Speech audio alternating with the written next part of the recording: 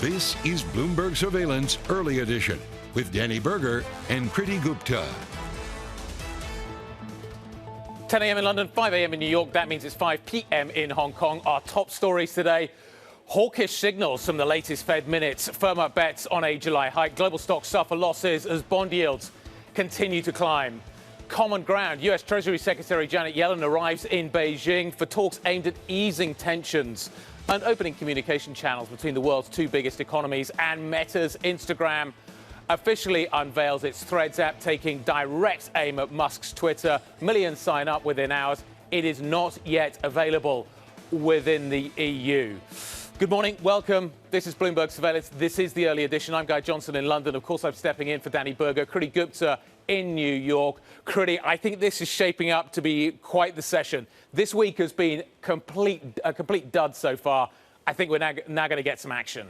Oh, I completely disagree. I feel like Monday, even though it was kind of the day between a holiday here, had a lot of news flow that is now having ripple effects. We're talking about the Federal Reserve now. We're talking about China. We're talking about the EV space, all of which kind of started seeping into the conversation on Monday, Guy. But I think what's interesting, to your point, is just the way the markets are shaping up here. Because take a look at what futures are doing. Already a sell-off on our hands, down about 0.5% when you look at those contracts. 44.63 for our radio audience when you're looking at S&P futures. But the bond market gets interesting. Guy, I think you're right here in that today might be the day where you start to see those round numbers forming. In the two-year yield on the front end of the curve, potentially hitting 5% on that note. We're looking at 4.97 right now, higher by about 3 basis points. Go out further out on the curve on the 10-year, you're looking at 3.97, only 3 basis points away from that round number of 4%. So again, a move of 4 basis points higher already baked in. What's interesting here is that, remember, we do have some JOLTS data, we have initial jobless claims, we do have economic data that could push those yields higher and get us to those round numbers. The question is, when do the technicals kick in and when do you start to see some sort of pullback from those round numbers? Again, I want to bring to your attention, though, very quickly before we go to the Asia session, because there is a lot going on overnight, is what Bitcoin is doing. Because as we see those yield moves, you really want to keep an eye on what those ripple effects are, including in gold, in commodities, and also Bitcoin. 31,000 handle here, higher by 3% already. It's unclear what the narrative is, what's driving this, but certainly a commodity to keep an eye on. I promised you a check on the Asian markets. That is important because we have a major sell-off in China on our hands, perhaps influencing the sell-off you're already seeing in futures. The Hang Seng down by 3% overnight. Also seeing a very, very strong fixing vote by the PBOC. So seeing dollar yuan at about 7.25. You are seeing a little bit of easing since that happened, but still, nevertheless, the Chinese government again and again making it clear that a weaker yuan is not acceptable. On the heels of that news, you are seeing copper take a little bit of a hit as well, down about 1% as our proxy for that, well, global growth story, but specifically that China growth story. The one outperformer, Guy, the one piece of green on the screen in the Asia session came from India, where you did actually see the Nifty 50 higher by about 0.4%. Keep an eye on dollar yen for what is happening in that CNY trade, that Chinese currency story. It's going to be interesting. Eurozone retail sales data just dropping onto the screen right now, down 2.9 year on year. The estimate down 2.7. They're certainly selling in Europe today. That fits the narrative. You can see it on the screen in front of you. It's going to be interesting to see whether the story out of Asia that Kriti just brought to us translates into Europe, then translates into the United States. As Kriti says, are we going to go through 5% on the US 2-year today? Alex and I will be breaking the JOLTS data, the services ISM data at 10 a.m. Eastern. Look forward to that. That could be one of those critical moments. But I think the Fed misled us. The Fed told us it was unanimous, and it wasn't. It clearly wasn't. And as a result of which, this hawkish tone is now percolating through the market. We've seen a huge move this morning on UK 2-years. We're up by 8%. We faded a little bit, but we're seeing a really big move. There is now a fully priced 6.5% rate by next March for the Bank of England. Is the Bank of England going to 7? Is the Fed going to 6? I think that's a critical question we now need to ask. Euro dollar barely budging today. Euro stocks 50. Here is a fascinating story as well. Kriti was talking about round numbers. 42.90 is where we're trading. We keep failing at 44. Ding, ding, ding, ding, ding along the top. We can't break through that number, and we backed off it now, 42.90. So European stocks are getting hit, and hit pretty hard today, Kriti. Certainly a lot to keep an eye on, but it really comes back all to that central banking story. You mentioned the economic data. Let's go and play a little bit of rewind here. The latest Fed minutes showed some division among officials, as you pointed out, Guy, in the central bank's decision to hold rates in June. New York Fed President John Williams believes there's still more work needed to get that inflation number down to 2%. We can take some time and assess and collect more information, and then be able to act, knowing that we also, have communicated through our projections that we don't think we're done based on what we know. Joining us now for a little bit more analysis, Bloomberg MLive editor Noor Al-Ali. So, Noor, we on the surface see this as a unanimous decision, but begrudgingly, when you look at the minutes, explain to us why perhaps the Federal Reserve, in Guy's own words, perhaps sold us a puppy. It's a phrase I just learned this morning. Talk to us about what is going on, perhaps in the market's minds as they get those minutes. I mean, I don't know about you, Kriti, but I like puppies. I've got two at home. So, but, to be honest, if you're looking at what the Fed's trying to say, they've got a dual mandate, and it's really important for them to maintain financial stability. We've seen what's happened with SVB earlier this year. We've seen what happens when you talk about back in 2013 tapering, those kind of fears in the markets, really outsized when you hear the Fed, veer off the path. And we were expecting at a time when the Fed paused for it to pause. The data was calling for it, the market consensus was calling for it, and for them to have raised rates, particularly in that juncture, would have been quite difficult, I think, for markets to digest. So fine, we had a pause, and I was in the camp that never believed that the Fed was going to stop raising rates. If you look at the ECB, if you look at the BOE, they're continuing to raise rates. I know they're in a completely different ballgame here, but the Fed is still head set on raising rates. You've got PCE, core inflation data, all that stuff still much higher than the Fed likes. And the jobs market, yes, it's cooling, but it's still quite tight. Apparently, the phrase comes from you'd buy a bag which you thought had a piglet in it, and it actually had a puppy in it. That's where it came from. I like puppies too. I'm just going to point that out. Does the Fed get to 6? Does the Bank of England get to 7? That's really tough, right? Because you had earlier data out of the UK today showing that the housing data came in at, 38 something, which is quite shocking. Housing activity in particular, that's the PMIs in the final print. That's quite important. You've got the housing market really feeling that heat of those interest rates, mortgage rates really soaring, people renegotiating now from those near zero terms. And look, I'm gonna do a mea culpa here. It's definitely central bank's fault. We've maintained, very accommodative monetary policy from the financial crisis onwards. And right now we're raising rates aggressively, massively, quite at a steep rate. And we're expecting the economy to maintain itself? I think not, right? The mistake was made a while ago, I think seems to be the consensus. Let's talk about what's happening in China right now. Big move lower in the Hang Seng a little bit earlier on. Is that just a reaction to what is happening with the Fed minutes? I'm also looking at what is happening with the currency markets as well, trying to figure out what the story is there. They're trying to support it. I'm wondering what happens next, how much support is going to be required. I think that's the biggest story, and you've got your hand on the pulse here, Guy. I think the PBOC repeatedly intervening in the fixing market, fixing the currency higher than the market consensus repeatedly over the last couple of weeks shows you its resolve. This is a country that's trying to stimulate its economy. This is a central bank that's trying every single alternative, or at least the obvious alternatives that we have for it to support its economy, to support the currency. And just keep in mind that the PBOC has a very different mandate. They have to keep the yuan stable. It's not about it going high or low. It's about it maintaining those stable ranges within that 2% range, and that's why the fixing there. And so I think that's a massive story that's brewing in China, and it's going to have a massive ripple effect onto the commodities market, onto trade with Europe, equities, everything. And I'm really excited about seeing everybody's telling me to keep an eye on what's happening with dollar yen as well, because that could be the canary in the coal mine on this one. Noor, great stuff. Thank you very much indeed, Noor Al-Ali, joining us on what's happening in these markets. Let's stick with China. Treasury Secretary Janet Yellen starts her visit to Beijing today amid an increasingly turbulent relationship between the world's two biggest economies. Joining us now is Bloomberg Asia Government and Economy correspondent Rebecca Chung Wilkins. Rebecca, expectations are really low for this trip. What should we be expecting? What actually is going to come out of this? If they just continue the conversation, is that enough? Well, I think in part continuing the conversation and retaining those open lines of communication is important, and that's partly because Janet Yellen is actually going to meet sort of newly appointed counterparts. We do have a host of new leaders in Beijing in these top positions, and simply because of spiraling tensions, there hasn't been a great deal of contact between Yellen and her colleagues on the Beijing side. So that is significant. It is, of course, also significant that the US and China, to some extent, can figure out how to disagree together. But as you say, there is this fundamental disagreement, both sides sort of pointing these potential technological retaliations at one another. There's a little bit of perhaps mutual ground to be found when it talks about China offering distressed sovereign nations some debt relief, potentially over climate change too, but really that's overshadowed by the tensions around the respective restrictions that both sides are now contemplating.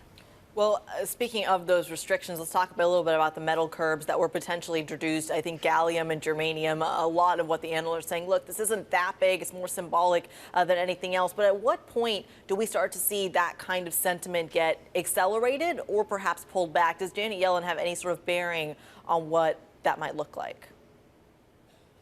Well, China in some ways is somewhat on the back foot. I do think that the introduction of these two controls, we don't know, as you say, it's not a ban, and we don't really know how it's going to be rolled out, but it does signal this increased willingness on the side of Beijing to comprehensively start to counteract some of those measures that we've seen the US and its allies enforce. Take that in the context, just from a few days ago, of this sweeping new foreign policy that China introduced to combat, explicitly to combat these types of restrictions. So that's the broader context here. But we still have this message from Xi Jinping seeking to reject the idea of de-risking and decoupling, of course, to maintaining that China is open for business and wants to see more foreign investment. So there still is this sort of main narrative that we see Beijing trying to push. It's in no small part because of the challenges that you were discussing earlier in the economy. You know, there is issues that of just trying to get the economy back on its sea legs, shore up the currency. There's so much instability elsewhere.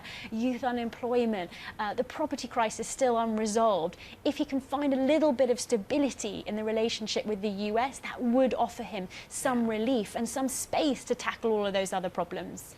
Yeah, something that has a very real read-through into the tech sector. Bloomberg's Rebecca Chung-Wilkins all over that story. I want to stick with that tech story, except bring it stateside. Meta's Instagram has officially launched the most serious threat yet to Elon Musk's Twitter. More than 10 million users have already signed up for the new app called Threads. Joining us now is Bloomberg Quick Take's Alex Webb.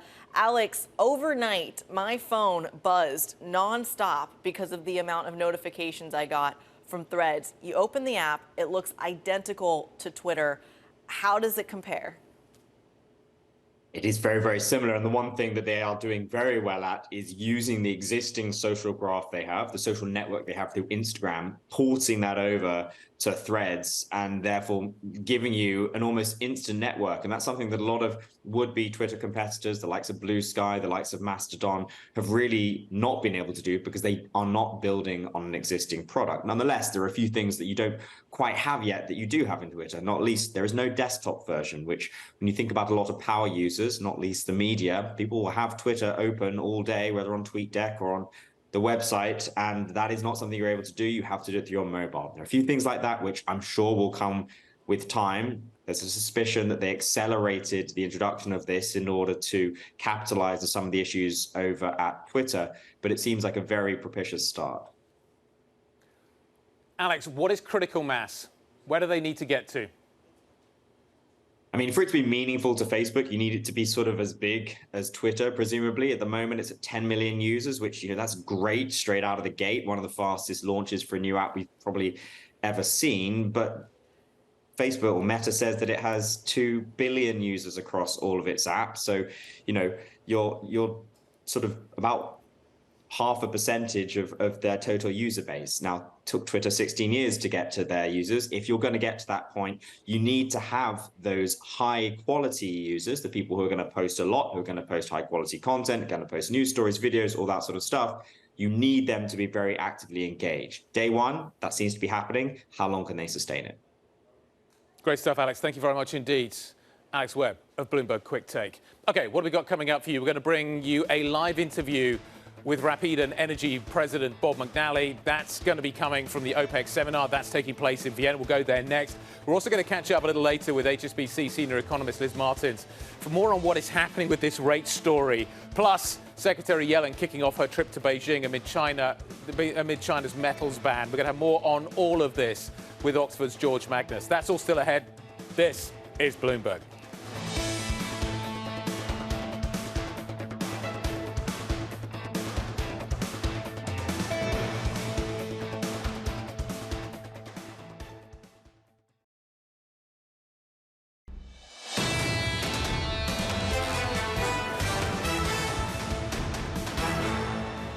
This is Bloomberg Surveillance Early Edition. I'm Kriti Gupta in New York with Guy Johnson in London. It is day 2 of the OPEC International Seminar in Vienna. Oil prices are steady, slightly in the green as traders digest the impact of the latest round of supply cut announcements. Bloomberg's Manus Craney is on the ground and joins us now with a guest. Manus. Kriti, very good day to you. Yeah, we're outside the Hofburg Palace. Day 2. Let's see what the news flow is. We've brought Bob McNally out of the palace. He is, of course, president over at Rapidan Energy Group. Bob, good to see you this morning. You say that we are dancing in a macro minefield. What does that mean for the oil market? Define the macro minefield. The macro minefield is central banks raising rates, credit conditions tightening, and enormous macroeconomic risk. We think back to 2008. We hope it won't be that severe. You can think back to other financial crises, but there's a risk of just a gut punch to the global economy and to specifically oil demand if you have a sudden implosion in financial conditions. That's the risk. Are you that worried about a repeat of another SVB Credit Suisse? We have to be, because the Federal Reserve is raising rates. The ECB is raising rates. The Bank of England is raising rates. Credit conditions are tightening. That risk exists. Now, it's not our base case. I would be betting on higher oil prices and big deficits here shortly. But does that risk exist? Certainly. What makes you so sure that deficits and deep deficits will come in the second half of this year? Two things. One, we think demand's going to be okay. Globally, 1718. China up about 900,000 barrels a day. The world's not going to hit the skids in terms of demand second half. Secondly, Manus, believe in these cuts. I think the Saudis are in it to win it. They are going to deliver large cuts. We're going to see exports decline. Russia's going to cut exports in August. What do you reckon they'll do in August? Amrita stood there this morning. She said they'll cut by 400,000. Will you meet and marry the energy aspects? I'll see 400 and raise a little bit. I think they want those tanker trackers to show 500 down. I think it'll be closer to 500 than 400, but I think August is going to show a decrement in Saudi seaborne crude exports. So if this really does come to pass in August, is that the clock ticking down? Is it August fill or kill on the real whites of the eyes of these deficits? That's the amuse-bouche. We need to see the first course will be big cuts in exports in August. But, you know, it may be data or lag, Manus. You know this. It may be September. We have to see secondary sources. We have to see the inventories show up on land, clear the oil on the water. So it may be we need 2 or 3 months. But I think we're getting close. It's the summer of truth, and we should see it in the data here by the fall. A former White House advisor, so let's put that hat on for the moment. Do you think the USA is peeved or pleased with an extension to the unilateral cuts and the Russians jumping on board? First take. I think they are quietly peeved. Look, they're quietly peeved. They learned last October. Doesn't help to yell at the Saudis or OPEC Plus. Doesn't help. They're happy because gasoline prices are about $3.50 a gallon. As long as they stay that way, they're okay. They just don't want to see $4 a gallon. Until then, they'll just grin and bear it, as you will. Okay, so they're going to go in and bear it. You say your bearish factors are reducing. What is it that makes you believe we can get to $90? So I think we are. And when is that $90 call? Sort of toward the end of the year. I think we'll be heading towards $90 a year. How do we get there? So we get there by seeing first this summer these big deficits. Crude inventories start dropping significantly in July, August, and September, number one. So number two, we see that term structure, that backwardation that we now see in return. It stays. Now speculators get paid to be long. So all the short positions you see reverse and folks go long. So I think that'll cause that rally, that sharp rally. I mean, we've just come out of contango and moved back into backwardation. So if I'm out there and I'm looking at the structure of this market, does that backwardation extend aggressively? And is that what helps the momentum on the strip? Exactly. We think that backwardation will extend for Brent. You know, you're seeing it in Murban. You're seeing Brent trade under under Dubai. You're starting to see that tightness in the sour crudes, the beginning waves of those export cuts. We think that will intensify further. Now, Sahil al-Mazrui made it very clear yesterday, he was grateful and was thankful to the Saudis for their unilateral moves, but now is not the time for the UAE to join those moves. What would it take, or does it take, the UAE to step forward in that capacity to perhaps shift the dial again? Well, I think if we get to the fall and those deficits that I expect and many others expect don't appear, and we are still soft in the market and contango comes back, then, if you will, I think the hat will be passed among leading OPEC plus producers for more cuts, more contributions. That's an if. I don't think it's their base case. It's not our base case. But if and only if we get to that point, I think then the UAE, Kuwait, Iraq and Russia will be asked to do more. Let's throw you a curveball. Why not? What do you think Putin got from MBS to come on board with these cuts?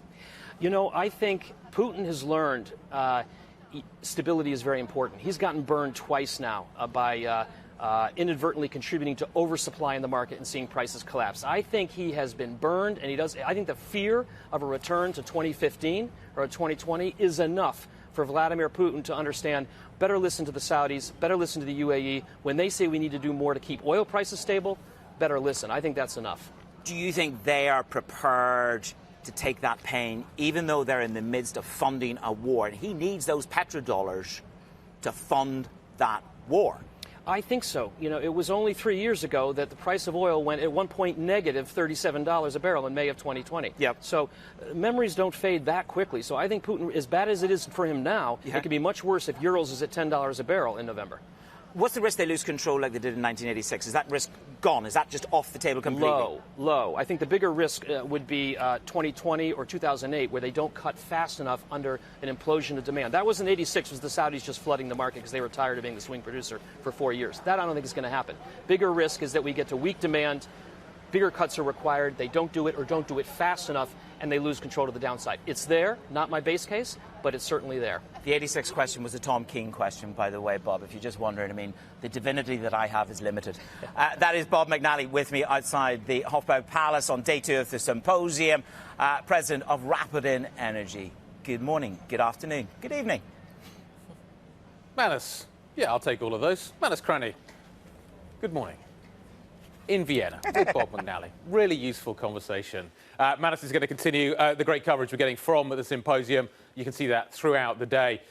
Let's turn to, I guess it's kind of going from hydrocarbons into the brave new world of EVs and what has been happening in China. Some EV news definitely catching our attention overnight.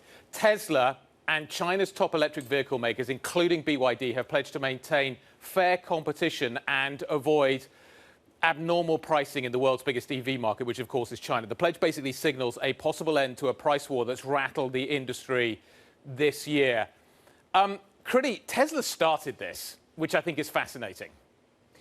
They started this, they're continuing it, but it's a global phenomenon, guys, something that they really did. I think it started in the U.S., actually, to try to gain market share from the likes of General Motors and Ford, especially in a car culture here in the States where if your granddad bought a GM, then you're probably going to be buying a GM as well. The idea that this took an international twist and actually BYD, the largest Chinese EV maker, hopped on board is pretty interesting to me. Well, they all did. A whole load of them did. It got really quite brutal in terms of the price war that we saw in China. Some really big cuts coming through, which Tesla ultimately started. What I think is fascinating is that there are 4 things, effectively. There's more than that, but there's 4 basic tenets to this agreement, which is non-binding, which they've signed up to. The last one is to promote core socialist values, which is something that Tesla has signed up to. Yeah, promoting core socialist values. It is, but it's also worth keeping in mind that this whole thing was brought on by the CCP itself. I think what's more interesting is also how this is going to affect the market here, because remember, this was a controversial strategy to begin with. Tesla shares actually suffered when Elon Musk talked about this, and now being rewarded for going in the other direction. Well, yeah, gross margins okay, but they're definitely going down the volume direction. We saw that in the evidence over the weekend. Liz Martins, HSBC senior economist, joining us next. Does the Bank of England get to 7? Does the Fed get to 6? We're going to talk about that next. This is Bloomberg.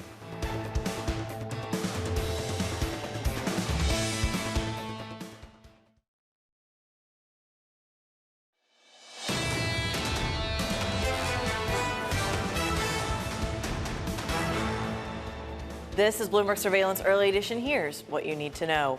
Hawkish signals from the latest Fed minutes firming up bets of a July hike. Global stocks suffer losses as those bond yields start to climb further and further.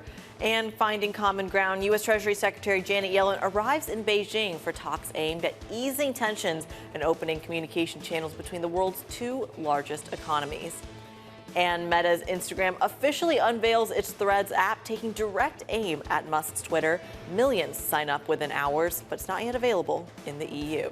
I'm Kriti Gupta in New York with Guy Johnson stepping in for Danny Berger. That all happening in London. Guy, what's interesting to me is that we have a lot of fundamental news, a sum of all parts trade, if you will, but it is still the FOMC that is taking the cake this morning. The FOMC definitely spooked the market. That was more hawkish than I think we've been led to believe. Unanimous, it clearly wasn't. But I guess the hawkish commentary since then should have told us what the real narrative was. Nevertheless, more hawkish. That spooked market. So you're seeing a big move in yield. You're seeing stocks coming off. Asia has sold off overnight. Banks seem to be at the center of that. I've heard it's dividends. I've heard it's the discount window. Anyway, take your pick. Basically, the setup from Asia is not particularly clever this morning.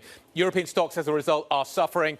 We are down by 1.2 on the 600. Take a look at the stocks 50 as well, down by 1.4%. Cameron Kreis keeps pointing this out. We keep bouncing off 4,400, and we keep doing it, and we've been doing it all summer. So keep an eye on that. UK 2-year, big move this morning. It's faded a little bit, but big sell-off. Yields are up. We were up a little bit more earlier.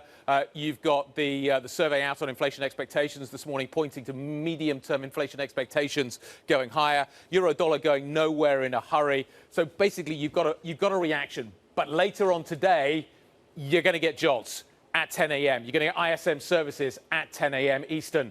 Both of those two pieces of data, Kriti, I think are going to be critical to how this session develops. Yeah, especially when it comes to the bond market. Guy, you mentioned that kind of souring sentiment in Asia and in Europe. Well, you're already seeing that seep into the U.S. session. Pre-market here down already 0.4% on S&P futures, 44.65 for anyone who's looking. If you're talking about round numbers, we are getting there in the stock market and in the bond market. The 2-year yield, 4.97, just 3 basis points shy of that 5% level. Go further out on the curve, that 10-year yield, again, just 3 basis points away from that 4% level. What the JOLTS data really signifies is the ability to move this market. But I got to say, Guy, the technicals are going to jump back in when you hit those round numbers. I think that's going to be really crucial in terms of navigating the trade, not just in today's session, but going into payrolls tomorrow as well. I want to quickly bring your attention to Bitcoin because the ripple effects are crucial when you see this kind of volatility in the bond market. You're going to look at gold, you're going to look at oil, even copper. Also keep an eye on Bitcoin because you're already seeing a bid here, higher by about 3% this morning. Trading Guy with a 31,000 handle.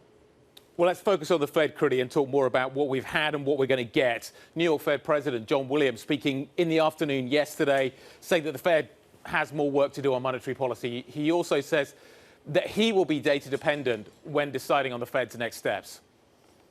The idea of slowing down the pace of rate increases, continuing to slow the pace of rate increases makes sense. Getting some more data, getting some more information about how the economy is performing, how the past effects of monetary policy are affecting economic activity and inflation, and then basically having a meeting by meeting decision about how to adjust policy. Let's talk about how policy develops from here. Liz Martins, HSBC senior economist, joining me now on set. Nice to see you this morning. Good morning. Is the Fed going to 6%? Is the Bank of England going to 7%? Well, we don't think so. We think the Fed's got one more to do. The BOE have 2, of which one is 0.5 point. But clearly the market's getting more and more kind of hawkish in its expectations at the moment.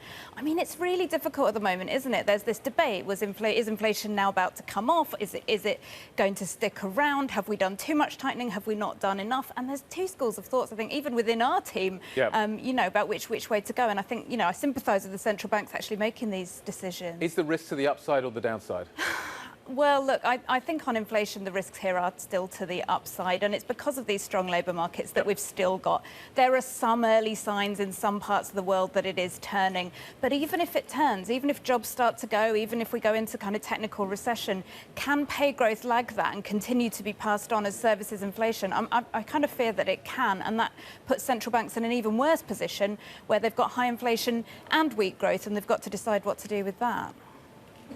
Liz Kriti in New York, as we talk about that trade-off, the inflation recession kind of trade-off that you almost just outlined, at what point do we start to focus on the recessionary take? I mean, it feels like this kind of whatever it takes mentality has been the mantra for the last year or so. At what point do we actually believe that a recession may actually materialize? Yeah, well, look, we're not forecasting a recession, but clearly the higher rates go, the more likely it becomes that it all ends in tears. And at the moment, that trade-off feels, quite fairly simple. We need to conquer inflation, and at the moment, the labour market's relatively strong.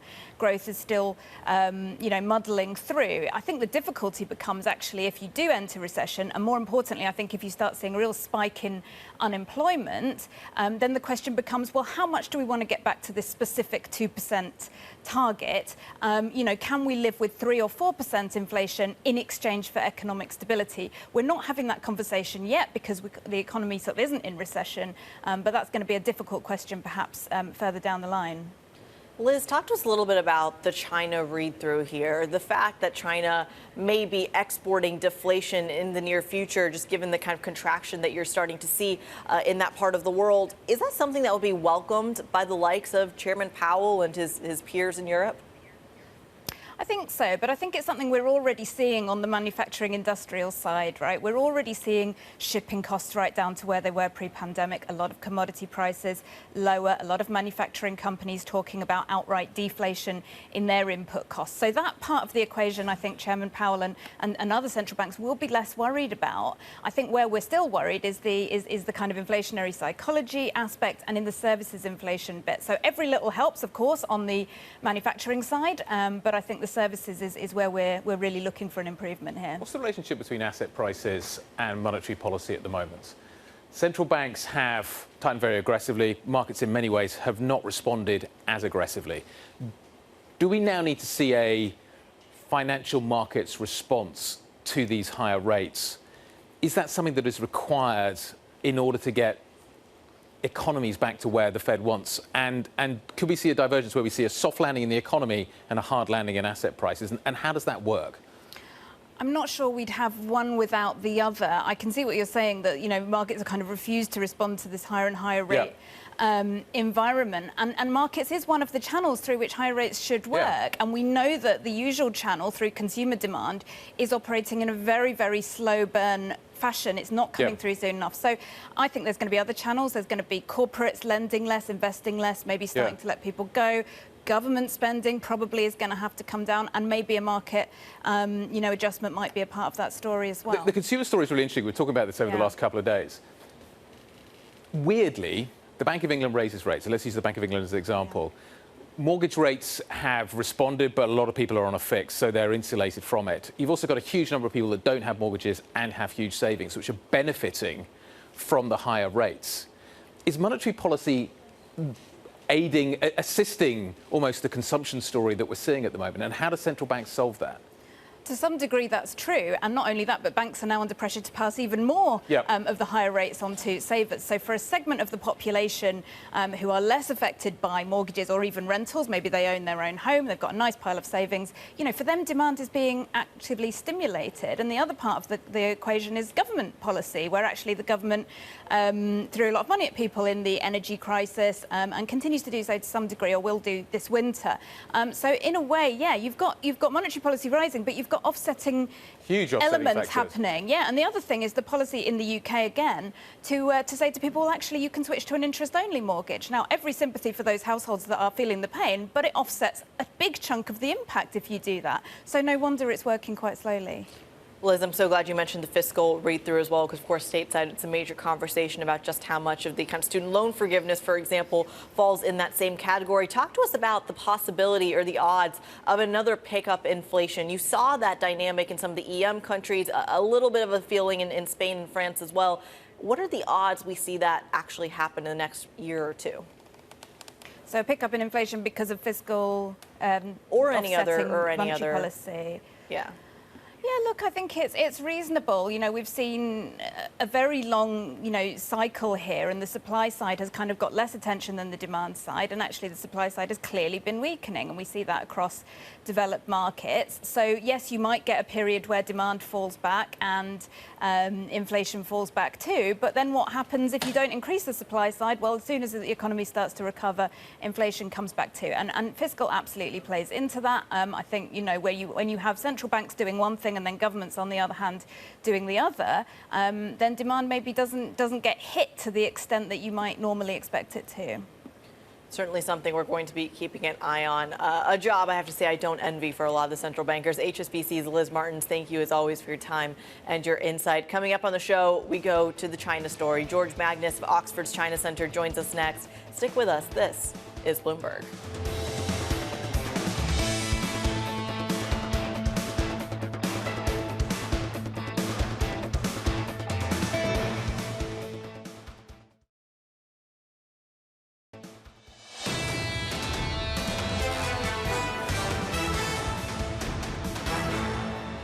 This is Bloomberg Surveillance Early Edition. I'm Kriti Gupta in New York with Guy Johnson in London. U.S. Treasury Secretary Yellen has arrived in Beijing to start economic talks as tensions rise between the world's two largest economies. Joining us now is George Magnus, research associate at Oxford's China Center and the author of Red Flags: Why Xi's China is in Jeopardy. George, a pleasure to have you on the show. Thank you for joining us. Let's start with Janet Yellen's trip here. How much progress can actually be made in terms of thawing the tensions? Yeah, well, it depends how you want to measure progress. I mean, if we're looking for breakthroughs and compromises and a restoration of what we might call normal diplomatic relations, I think kind of chasing the wrong path here.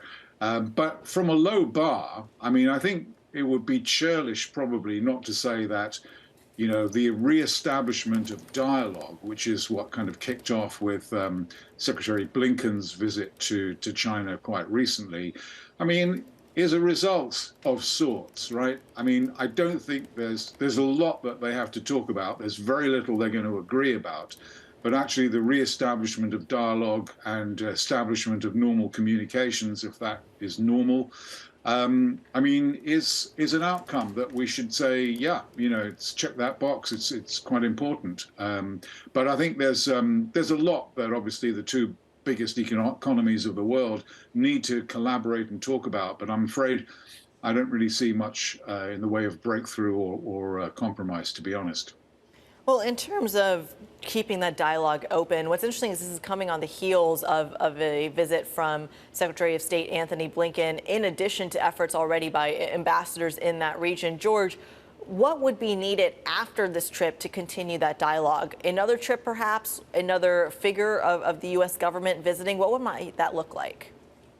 Well, I mean, I think it would probably be a good idea not to set sights too high, right? So if this kind of establishment of communication, particularly at this economic / U.S. Treasury level, and senior economic representation in the Chinese government is base camp kind of thing, then obviously in the context of G20 negotiations, IMF negotiations about debt restructuring, climate change negotiations. I mean, there's a possibility that these kinds of things could plant a few roots.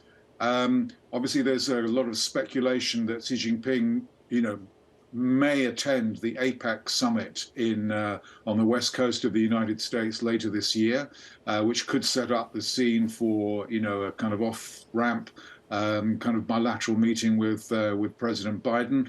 So there are, we're talking about the possibility of two, adversaries really kind of trying to thrash out differences, or at least talk about their differences and find ways in which they might collaborate in areas where their interests are aligned. But it's really, really hard, and I think there's a lot of hard diplomatic work ahead, to be honest. George, morning. It's Guy.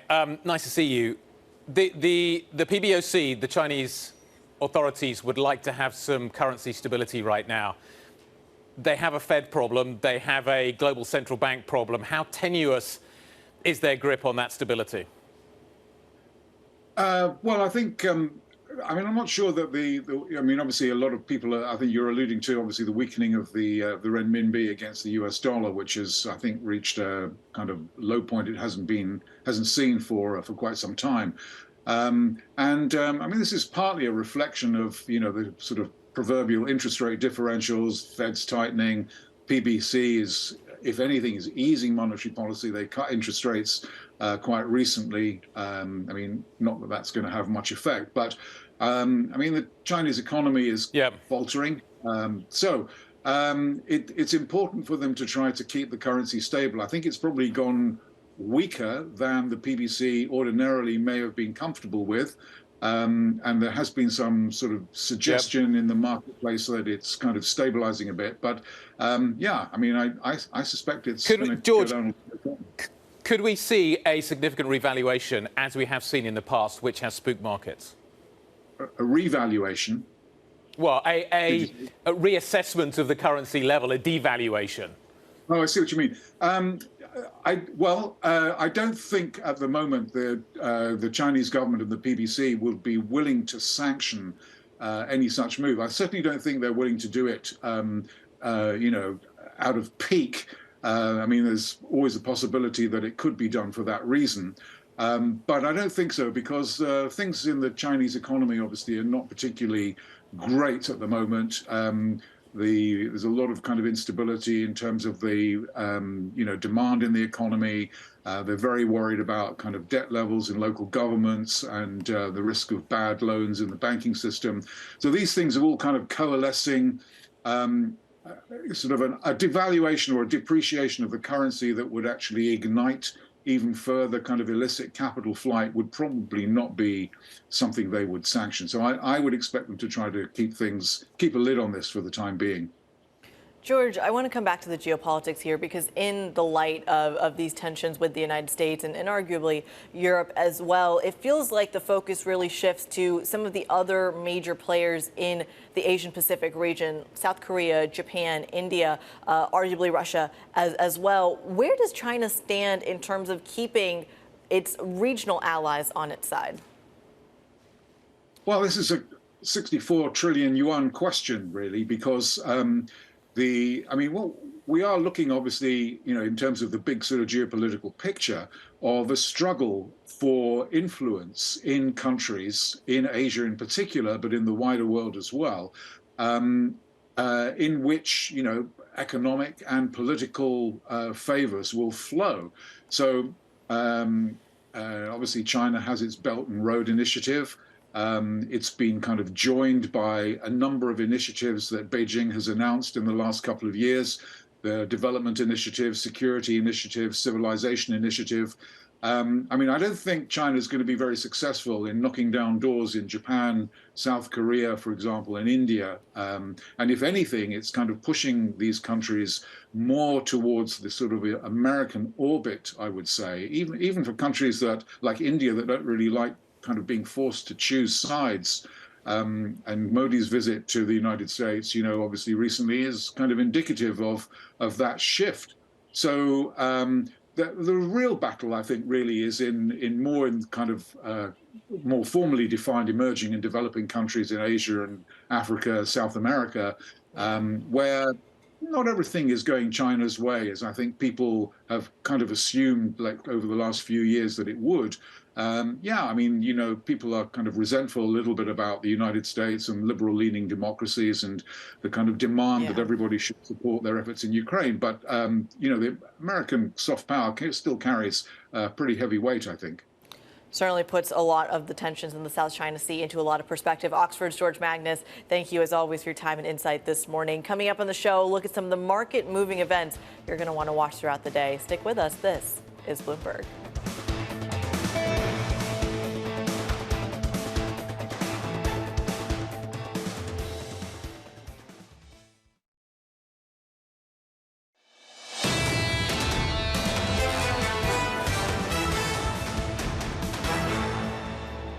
This is Bloomberg Surveillance, the early edition. I'm Guy Johnson in London, Kriti Gupta, of course, in New York.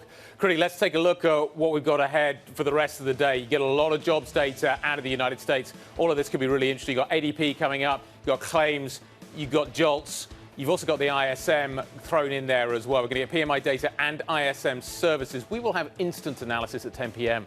On 10 a.m. on all of that. Plus, we're going to hear from Dallas Fed President Laurie Logan. That is at 8:45 Eastern time. You've also got Joachim Nagel of the Bundesbank speaking at 12 p.m. Finally, President Biden speaking on Bidenomics, love Bidenomics, at 1:15. And as we mentioned earlier, Janet Yellen beginning her visit to Beijing today. That name came about as a criticism. I think it was in the Wall Street Journal somewhere. Yeah, a lot to digest, certainly on the macro front. Guy, let's talk about what's going on the micro front, because there's a lot of individual movers as well, of course, as we monitor that trip for Janet Yellen, specifically in the banking space, the financial space. We know that we just got those stress tests from the Federal Reserve around a lot of the U.S. banks, potentially saying, look, that they can ace them, but they weren't really testing for a lot of the interest rate risk. Nevertheless, after stress tests traditionally is when a lot of the banks come out with their dividends. Bank of America now saying they have about a 9% payout. Nevertheless, you are seeing the stock pull back about 0.5 of 1%. We are also seeing some comments from the ECB, the banking watchdog there, essentially saying we might need to raise the requirements for European banks. So seeing a pullback in the European financial sector as well, which is having a very real read through into the ADRs of the likes of Barclays and Deutsche Bank as well. I want to go global and talk about the EV story, because of course that has been one that's crucial in terms of China. 16 EV makers plus Tesla signing on to fair practices, basically saying we are not going to engage in a price war. A lot of those stocks also down with the broader market. But Guy, this is the story that I think takes the cake. Meta Platforms releasing their own Threads app, their own version of social media, or Twitter, I should say, to compete with Elon Musk's Twitter. Meta Platforms higher by 1.8%, but some of its competitors, like Snap, down about 0.6%, and even Tesla, which I'm putting as kind of a proxy for that Twitter story, also down 1%, Guy. You're on it, right? Early thoughts? I am on it. Look, it's very similar to Twitter, so I'm trying to understand kind of the difference, but it also kind of feels like Facebook. So I'm curious to see how they expand it. Okay. We look forward to watching that. At some point, I'll sign up as well. We'll see. Certainly something we're going to keep our eye on. That's it for Early Edition. Surveillance is ahead. Stick with us. John and Tom take it from here. This is Bloomberg.